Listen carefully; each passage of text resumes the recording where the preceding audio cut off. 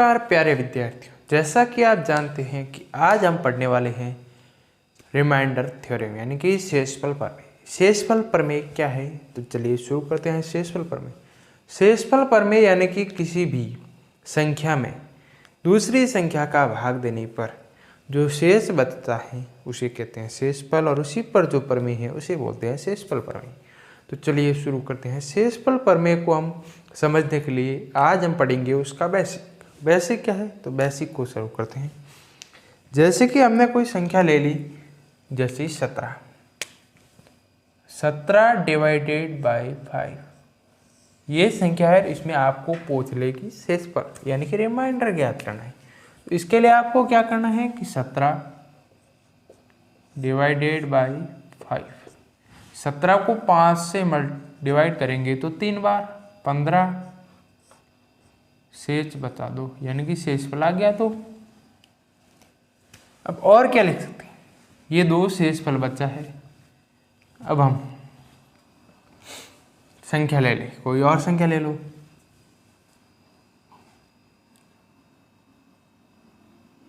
15 divided by 3, 5 बार 15 यानी कि शेषफल आ गया 0। ये बचता है, यही शेषफल है। आपको 5 से डिवाइड करें तो क्या शेषफल 2 आ सकते हैं, एक तो पॉजिटिव आ सकता है, एक नेगेटिव आ सकता है। इसको समझने के लिए हम 5 का ऐसा मल्टीप्लाई ले जो या तो 17 से बड़ा हो, एक बड़ा, या 17 से एक छोटा, 2 बड़ा 2 छोटा, ऐसा हो। तो हम 2 संख्या देखते हैं कि एक है 15 और एक है 20। 17 इन दोनों के नज़दीक है। अगर 17 में हम 5 का मल्टीप्लाई 15 ले तो 17 15 से 2 बड़ा यानी कि एक रिमाइंडर आ गया +2। दूसरा, अगर हम 20 ले तो 17 में से 20 के तो रिमाइंडर क्या बचेगा -3। ये आप जानते हो।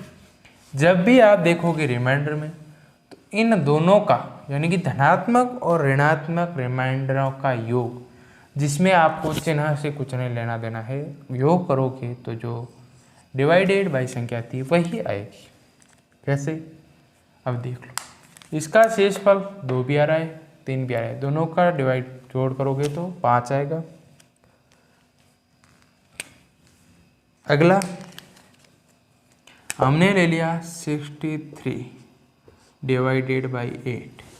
जब हम देखेंगे कि 63 8 के मल्टीपल के किसके पास है, 64 के पास भी है और 56 के पास भी है। जब हम 56 लेते हैं तो शेषफल बचता है +7, और 64 लेते हैं तो 64 यानी कि ये कितना कम है, -1 कम है, शेषफल आ गया -1। इन दोनों का जब भी योग करेंगे तो क्या आएगा, डिवाइडेड संख्या 64 डिवाइडेड बाई 8। रिमाइंडर ले लो 64 56 या क्या आएगा 72। इन दोनों का 5 तो एक रिमाइंडर आ गया 0। दूसरा आ गया 56 लेंगे तो +8, 72 लेंगे तो -8। अब ले लो, इसको तो हम छोड़ देते हैं क्योंकि इसके बराबर में 64 है, तो इसको हम लेंगे नहीं। अब इससे आगे एक संख्या ले लेते हैं, क्या होगी 72, तो -8। अब रिमाइंडर -8 और 0 का जब भी योग करोगे तो क्या आएगा 8 आएगा। इसी प्रकार 65 डिवाइडेड बाई 8 क्या होगा, रिमाइंडर देखो 8 का डिवाइड करेंगे तो एक आ रहा है 84, 64 और 72। 64 आ रहा है तो +1 आ रहा है, 72 आ रहा है तो -7 आ रहा है। इन दोनों का योग क्या आ रहा है 8 आ रहा है। ठीक है, आगे हम ले लेते हैं 66 डिवाइडेड बाई 8। तो देखते ही आपको पता चल गया कि 64 से 2 अधिक है तो +2, 72 से 6 कम है तो ये -6। इसमें एक बात याद रखना कि आप रिमाइंडर कभी नेगेटिव ले नहीं सकते, मगर सॉल्व करने के लिए आप पॉजिटिव नेगेटिव किसी से भी कर सकते हो। कैसे? अब हम पॉजिटिव रिमाइंडर ले तो रिमाइंडर पॉजिटिव होता है तो +2 आंसर आ गया। अब अगर -6 ले तो रिमाइंडर को हम नेगेटिव में नहीं लिख सकते, तो हम क्या करेंगे, जो डिवाइड है उसमें से इसको घटा देंगे, यानी कि 8 में से जब 6 को घटाएंगे तो जो आएगा वो होगा 2, यानी कि रिमाइंडर आ गया 2, राइट। इसी प्रकार आगे देखते हैं। आगे है 3 / 5।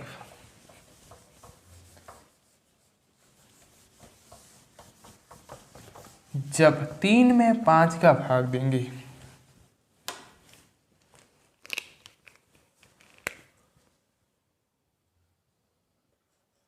/5, देखिए 3 /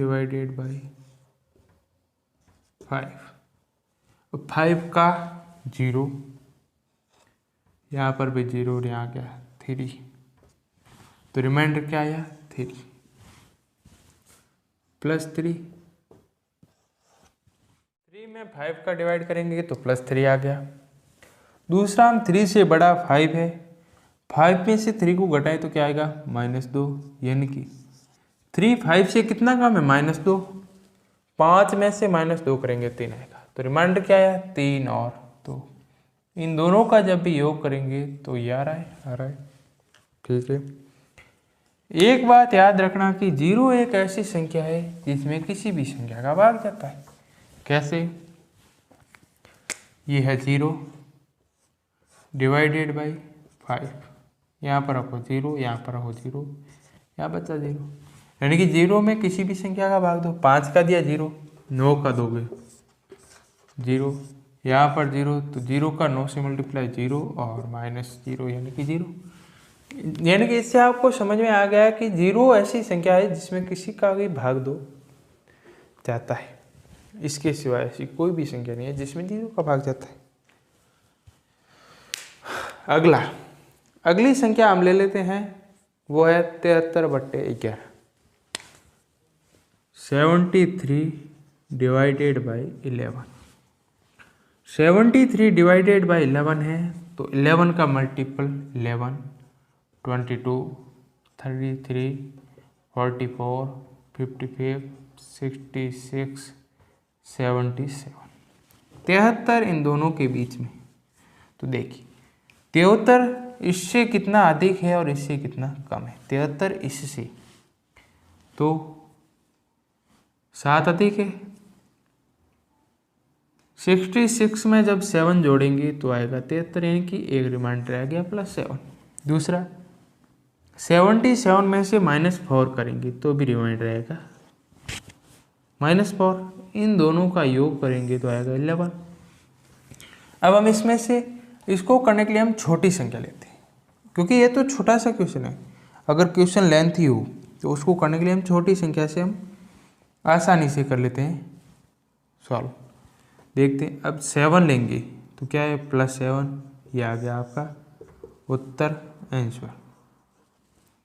-4 ले तो रिमाइंडर माइनस में नहीं होता है, तो क्या करना है, जो डिवाइडेशन संख्या है उसमें से रिमाइंडर यानी कि -4 को घटा दो तो आएगा 7 आंसर। इसी प्रकार एक और क्वेश्चन देख लेते हैं। अगला क्वेश्चन है रिमाइंडर प्रमेय का। वो क्या है कि संख्या ले लेते हैं हम, एक संख्या ले लेते हैं, वो है 65 / 9। 65 / 9।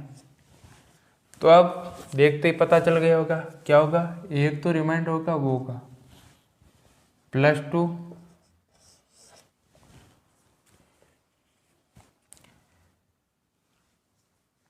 9 7 जा 63 और ये +2, 8 9 जा 72, तो तो ये आ जाएगा -7 आ गया। अब हम +2 को ले तो ये आ गया रिमाइंडर। -7 को ले तो रिमाइंडर तो है, मगर हम क्वेश्चन में आंसर में हम रिमाइंडर माइनस में नहीं लिख सकते, रिमाइंडर को माइनस में नहीं लिख सकते। रिमाइंडर है -7 फिर भी लिख नहीं सकते, तो हम क्या करेंगे 9 में से -7 को घटा देंगे तो क्या आएगा 9 में से 7 को घटाया 2 आ गया रिमाइंडर, सेम इसके जैसा। तो इससे आपको समझ में आ गया होगा कि रिमाइंडर दो तरह के होते हैं, एक धनात्मक होता है एक ऋणात्मक होता है, मगर आंसर में हमें लास्ट जो रिमाइंडर लाना है वो धनात्मक लाना है। तो हम क्वेश्चन को करने के लिए अगर नेगेटिव रिमाइंडर आ रहा है छोटा है तो उसको ले लेंगे, ताकि हमारी जो सॉल्यूशन होगी वो जल्दी हो जाएगी और हम उसमें से बाद में डिवाइडेड में से रिमाइंडर को घटा लेंगे तो आ जाएगा आपका उत्तर। ठीक है, तो आज की क्लास को करते हैं यहीं पर समाप्त। अगर आप हमारे चैनल पर नए हैं तो चैनल को कर दें सब्सक्राइब, वीडियो को लाइक करें और अपने दोस्तों में शेयर करें। इस पर आपको